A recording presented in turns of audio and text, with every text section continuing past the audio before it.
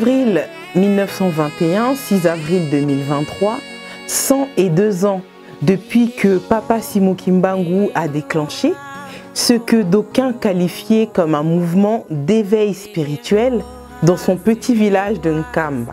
Mais il se révélera que sa mission avait des implications beaucoup plus profondes, ce qui lui valut, très vite, de la part de l'autorité publique, une condamnation. Il lui fallait 6 mois pour secouer tout l'édifice colonial belge en complicité avec les missionnaires. Pourtant, ce pauvre paysan et catéchiste de son village ne jurait que par l'évangile et la mission lui confiée par le Christ. Il va non sans peine prêcher l'évangile, guérir les malades, ressusciter des morts, faire marcher des paralytiques, à tel point que son aura ira dans des contrées lointaines et mobiliser des nombreux adeptes. Au-delà des brimades, persécutions et déportations qui s'en suivirent, le mouvement d'une Toumoua va très vite se muer en une église indépendante qui revendique à ce jour des dizaines de millions de kimbanguistes à travers le monde, l'église de Jésus-Christ sur la terre par son envoyé spécial Simon Kimbangu et JCSK en sigle. En soi, l'œuvre de Papa Simon Kimbangu revêt une double dimension, spirituelle et politique. Telle est l'essence même de sa mission. La mission d'une Toumoua, c'est ce qui nous réunit pour ce 19e numéro consacré à l'œuvre de Papa Simon Kimbangu, votre magazine Une date, une histoire, la machine à remonter le temps.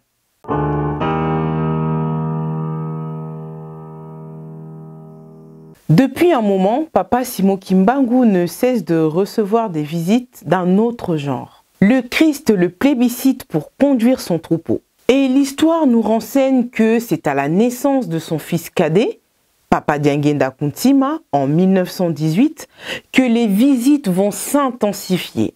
Bien que peu de personnes soient au courant de la situation embarrassante que vivait Papa Simon Kimbangu, sa femme ne comprenait guère pourquoi il lui arrivait de monologuer, soupçonnant même un trouble psychique. Après plusieurs refus, Papa Simon Kimbangu décide de s'extraire de son milieu habituel, espérant même échapper aux visites intempestives du Christ. Il s'installe même à Léopoldville pour y gagner sa vie, mais tous ses efforts étaient vains.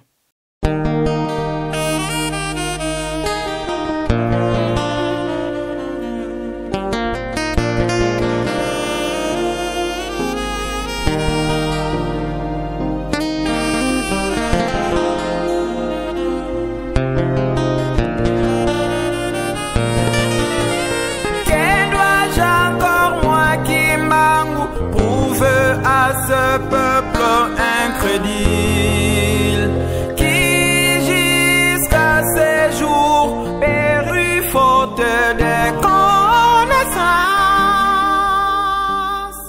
De tous les emplois rémunérateurs qu'il va trouver, il n'en tirera aucun bénéfice. De son poste de pointeur aux huileries du Congo belge, il ne sera jamais rémunéré, car son salaire fut étrangement retiré par un inconnu 3 fois de suite. Papa Simon Kimbangu décide de rentrer bredouille dans son village, rejoindre sa famille. Hormis quelques dons venant de ses amis et collègues. À la hauteur de Kassangoulou, un policier au nom de Mfumfu va lui ravir le maigre butin qu'il avait réservé à ses enfants. Du poisson fumé. Papa Simon Kimbangu va tenter de plus belle une expérience à Ticheville. Il se fait embaucher comme saisonnier à l'Otraco. Il va être remercié au soir du premier jour. C'est ainsi, finalement, qu'il décide de regagner Nkamba.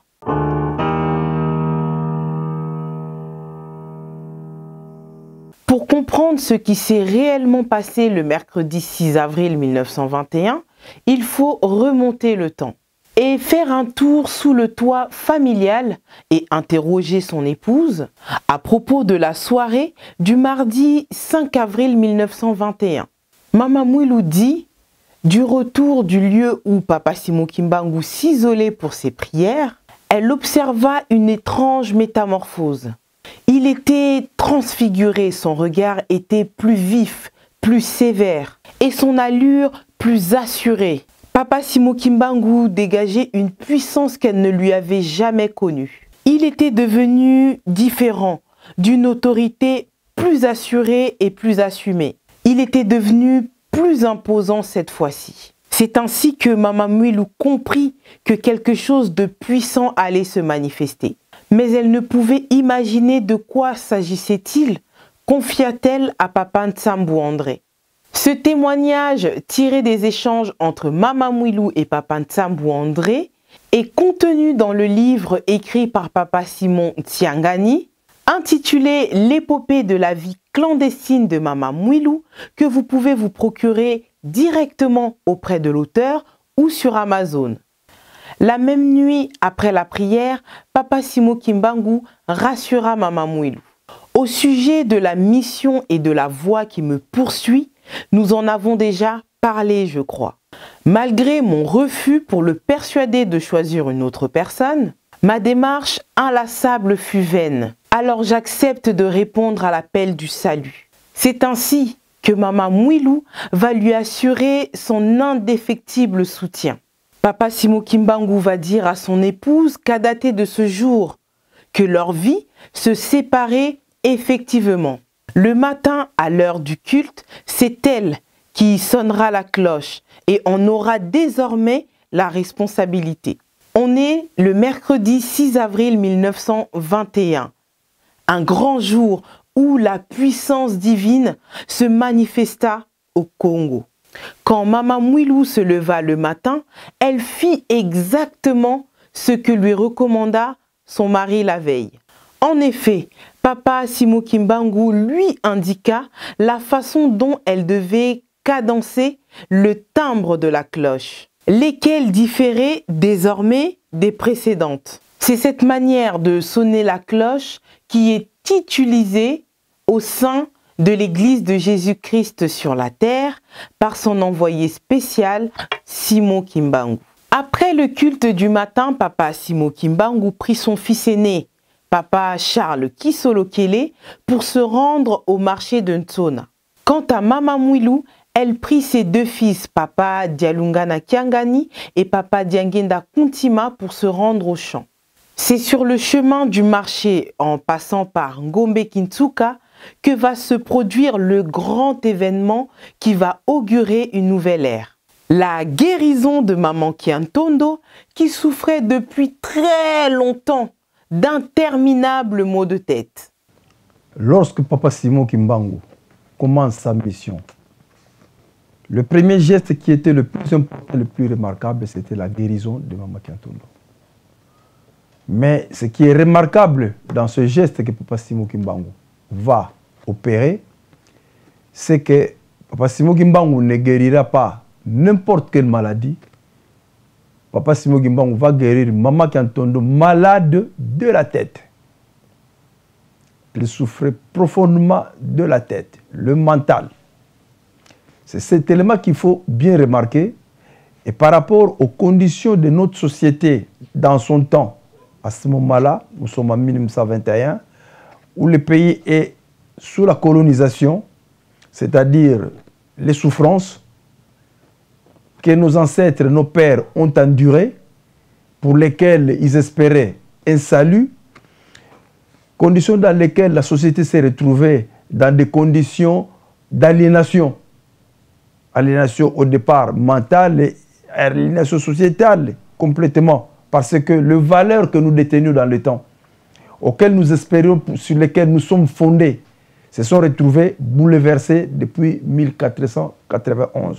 Et donc, tout ce temps-là, jusqu'à 1921, nous étions presque, pour dire, dans l'obscurantisme. Et donc, il a fallu qu'un éveil se lance. Or, un éveil ne se fait que par la conscience. Mais la conscience dans l'être humain, c'est dans la tête qu'elle se manifeste. Et donc, ce n'était que normal que Maman Kiantondo, malade de tête, des migraines fortes qui le faisaient mal, Mais la tête était un symbole criant pour faire comprendre au monde entier et à toutes les personnes qui veulent comprendre la mission de Papa Simon Kimbangu, quel était le rôle qu'il voulait jouer. Pour l'homme noir, quel était le rôle qu'il voulait jouer pour l'humanité tout entière. Non seulement au peuple opprimé qui souffrait, mais aussi lancer un message aux oppresseurs que chaque chose a un début, mais chaque chose a une fin. Et que les choses que nous vivons peuvent se retourner et ne pas toujours rester comme ils sont. Lorsqu'il atteint le village de Ngumbe Kintsuka, Papa Simon Kimbangu se déroba, préférant se rendre directement au marché pour écouler sa marchandise. À cet effet, il prit un sentier, voulant enjamber le pont de Fortune pour traverser de l'autre côté. Il s'arrêta net. Que vit-il? Un ange tenant un sabre, voulant le couper s'il n'exécutait pas l'ordre donné par le Christ. Quel était cet ordre? C'est d'aller guérir immédiatement Maman Kiantondo.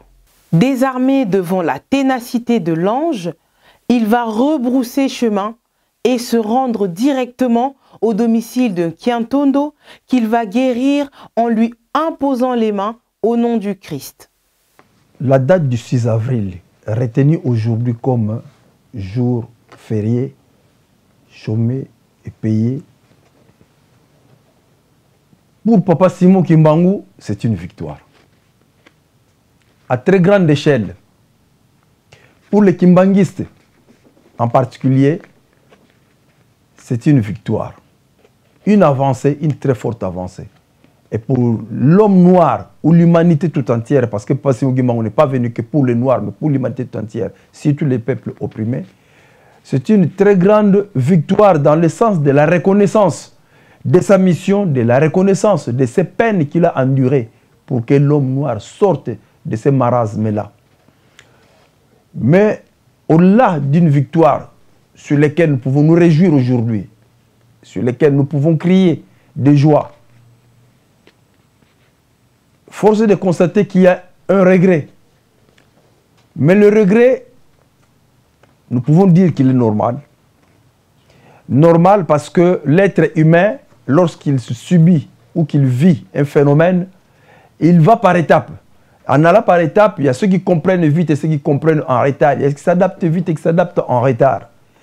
Et pour la journée du 6 avril, malgré cette joie immense que nous éprouvons, mais nous regrettons un retard. Parce que cela s'est fait dans notre pays en République démocratique du Congo. Ça s'est fait dans le royaume Congo comme il était avant. Ça s'est fait parmi nous, les Noirs. Ça ne devrait pas être reconnu en retard par nous-mêmes comme ça l'est aujourd'hui. Ça devrait l'être bien avant. Et les voix ne se sont pas tues. Les voix se sont toujours élevées depuis longtemps pour faire comprendre à qui veut entendre quelle était la mission de Papa Simon Kimbangu, quel était le rôle qu'il voulait jouer, qu'est-ce qu'il voulait de nous. Que nous sortions pour que nous améliorions notre social. Le retard est imminent, le retard est grand. Parce qu'aujourd'hui, c'est à peine maintenant 2023 que le 6 avril est reconnu. Mais le gros est devant nous. Le gros, c'est quoi? C'est que si, avec la journée du 6 avril, c'est bon, le mouvement a été lancé qui aujourd'hui a pris son ampleur, le kimbanguisme est devenu universel, mais et la société africaine elle-même, et la société congolaise elle-même, qui doit se développer. Or, on ne peut pas avoir un développement sans la paix. Alors que le problème de la République démocratique du Congo, le problème de l'Afrique, n'est simple, très simple que sur le plan spirituel. L'Afrique ou le Congo n'a pas de problème politique, pas de problème économique, pas de problème scientifique, ni de problème financier. Et non, il n'y en a pas. Ce sont des problèmes qui sont exclusivement à caractère spirituel. Or, quand on parle spirituel, en parlant de Papa Simon Kimbangu, nous devons nous retourner vers lui. Et donc, pour ceux qui le connaissent, ceux qui ont cru à lui, très bien, mais ils sont combien? Ils sont peu nombreux. Et aujourd'hui, notre grand cri, c'est la reconnaissance de Papa Simon Kimbangu lui-même. Parce que si nous reconnaissons Papa Simon Kimbangu et nous lui mettons à sa place, la paix que nous recherchons, elle est simple, Papa Simon Kimbangu l'a en main. Le développement que nous pouvons vouloir pour le bien-être de la société congolaise, de la société africaine, Papa Simon Kimbangu l'a en main. Et c'est là le gros du problème. La paix que nous voulons, Papa Simon Kimbangu, là en main. Oh, quand nous parlons paix, on ne parlera pas de mort de gens à l'Est, de l'insécurité à l'Est et partout à travers la République démocratique du Congo et l'Afrique en général. On n'en parlera pas. Nous mettons Papa Simon Kimbangu à sa place. Papa Simon Kimbangu nous guidera vers le devant. Il est le moteur de notre développement. Et c'est à ce point-là que le retard se présente. Et donc, qu'aujourd'hui, ça soit reconnu le 6 avril, le jour férié, félicitations, nous disons bravo aux autorités politiques, mais c'est encore, excusez-moi le terme, 20% de la démarche. Le 80%, c'est ce qui reste, reconnaître Papa Simon Kimbangu, le mettre à sa place. En le reconnaissant, nous allons pouvoir dire à Papa Simon Kimbangu, nous nous sommes mal conduits par rapport à ces enseignements. Nous nous sommes détournés de ses voies. Et donc, en implorant son pardon, nous allons faire appel à lui, qu'il nous conduise vers la paix, qu'il nous conduise vers le développement, qu'il nous conduise vers le bien-être. C'est tout ce qui nous manque. Papa Simon Kimbangu détient l'indépendance spirituelle, sans lequel nous ne pouvons pas inventer.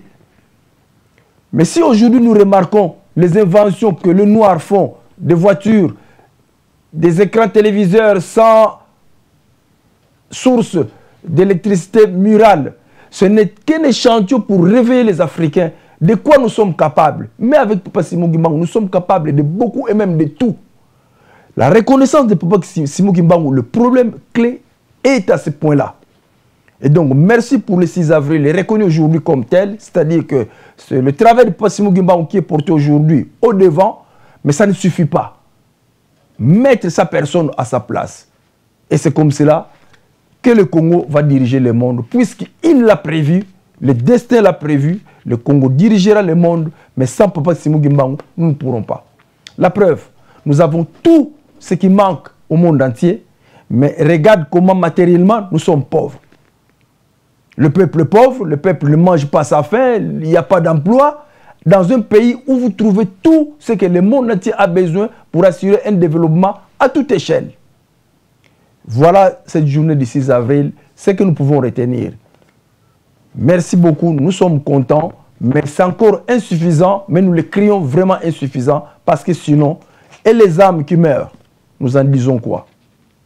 Prenons notre courage, allons de l'avant, mais que la société civile, que la société religieuse, que la société politique, tous prennent conscience, prennent en main. Nous devons remonter l'histoire de notre pays, comprendre comment nous avons eu l'indépendance. Quelle est la mission qui est vouée au Royaume Congo, à la République du Congo? Quelle est la mission qui lui est vouée pour que nous puissions avoir tout ce que nous avons comme richesse? Qu'est-ce que nous devons apporter? Et quand nous remontons notre histoire, nous avons beaucoup à tirer. Et donc aujourd'hui, on ne peut pas prétendre diriger le pays sous quelque forme que ce soit, le Congo, sans se référer à notre histoire qui nous amènera directement à Papa Simon Kimbangu. Et ça, c'est vraiment sérieux. Nous appelons tous les intellectuels, les journalistes, le média, de tous les côtés, les financiers, tout le monde de réfléchir. Quelle est la valeur du Congo, du Congolais, sur l'échiquier international? Nous sommes la risée du monde. Nous sommes punis parce que nous sommes ingrats, mais nous pouvons sortir de cette ingratitude. Une faute avouée est à moitié pardonnée. Et maintenant que nous prenons conscience, et maintenant que la journée du 6 avril est reconnue comme journée de prise de conscience, le combat de Papa Simon Kimbangu est de prise de conscience africaine, africains, congolais, levons-nous pour aller de l'avant. Nous avons l'avenir devant nous. Nous ne devons pas avoir peur. C'est plutôt le courage, mais mettre notre maître devant. Notre maître, notre guide de Papa Simon Kimbangu devant. Et alors, nous aurons ce que nous pouvons avoir. 6 avril est reconnu, merci. Mais nous attendons encore l'aéroport Simon Kimbangu. Nous avons le grand aéroport de Njili qui peut bien se débaptiser comme on a fait ailleurs. Et aéroport Simon Kimbangu, ce serait une très bonne chose. C'est la porte d'entrée à travers le monde. Le monde, quand il vient nous visiter, la porte d'entrée, c'est l'aéroport. Les projets, il y en a plein, les suggestions, il y en a beaucoup, mais dans notre âme, dans notre conscience, avec notre force, commençons par reconnaître Papa Simon Kimbangu. Que ce soit nous les kimbanguistes, que ce soit nous les croyants, que ce soit les non-croyants, Papa Simon Kimbangu s'impose. C'est Papa Simon Kimbangu, nous n'avons pas la paix, nous n'avons pas le développement. Mais personne ne veut vivre dans la galère que nous vivons aujourd'hui, sinon nous laissons quoi à nos enfants? Alors que l'hymne national le dit bien, que nous nous confie un pays, mais nous allons le bâtir et l'agrandir. Comment y arriver si nous mettons Papa Simon Kimbangu de côté, lui qui a été le moteur de tout? S'il est difficile pour certains de circonscrire la mission de Papa Simon Kimbangu, pour les avertis que nous sommes, nous pouvons le résumer par la lutte pour la libération des peuples opprimés. À vrai dire, la métamorphose qui se lisait sur le visage de Papa Simon Kimbangu en ce jour mémorable du 6 avril 1921 augurait une mutation profonde non seulement de son être appelé à se transcender, mais aussi il reflétait la révolution que l'homme noir devait subir. Et partant, toute l'Afrique en quête d'une libération profonde. Elle devinait aussi la victoire finale du combat qu'il menait sous deux aspects, spirituel et matériel. Mama Mouilou, son épouse, l'avait très bien compris et décida de l'accompagner dans cette lourde mission. Cette abnégation de Mama Mouilou pour la pérennisation de l'œuvre de Papa Simon Kimbangu, c'est l'objet de notre prochain rendez-vous auquel nous vous convions ce 27 avril. Au commencement de mon ministère, n'est-ce pas, je vous les avais démontrés, moi Kimbangu. Au commencement de mon ministère, les aveugles ont recouvert la vie, les sourds-muets ont entendu et parlé, les paralytiques ont marché et les morts sont ressuscités. les aveugles ont recouvert la vie, les sourds-muets ont entendu et parlé, les paralytiques ont marché et les morts sont ressuscités. j'ai marché sur les eaux du fleuve Congo, comme Jésus le fit en Israël. Que dois-je encore prouver à ce peuple incrédule, enflé d'orgueil et de gratitude? Mais pourquoi la polémique jusqu'à ces jours? au sujet de ma résurrection? Je lance les défis à vous qui avez encore Les doutes traînés en combat, vous me trouverez avec un nom nouveau et un corps rajeuni. Ma résurrection est justifiée par la présence physique sur terre. Simon Kimbangu Kiangani, mon ancien corps bien qu'enseveli, il n'a jamais connu la décomposition. j'ai marché sur les eaux du fleuve Congo, comme Jésus le fit en Israël. Que dois-je encore prouver à ce peuple incrédule, enflé d'orgueil et de gratitude? Mais pourquoi la polémique jusqu'à ces jours? Au sujet de ma résurrection, je lance les défis à vous qui avez encore Les doutes traînés en combat, vous me trouverez avec un nom nouveau et un corps rajeuni. Ma résurrection est justifiée par la présence physique sur terre. Simon Kimbangu Kiangani, mon ancien corps bien qu'enseveli, il n'a jamais connu la décomposition. je suis la source qui donne la vie. Je suis bien le Saint-Esprit, c'est bien moi le consolateur, lira bien qui lira les derniers.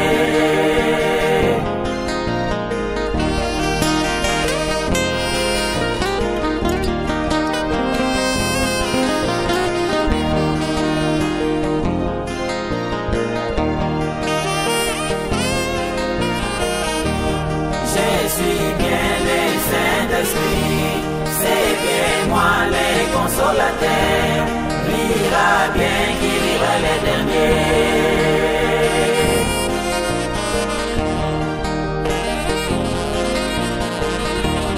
Je suis bien les Saint-Esprit, c'est bien moi les consolateurs, lira bien, qui lira les derniers.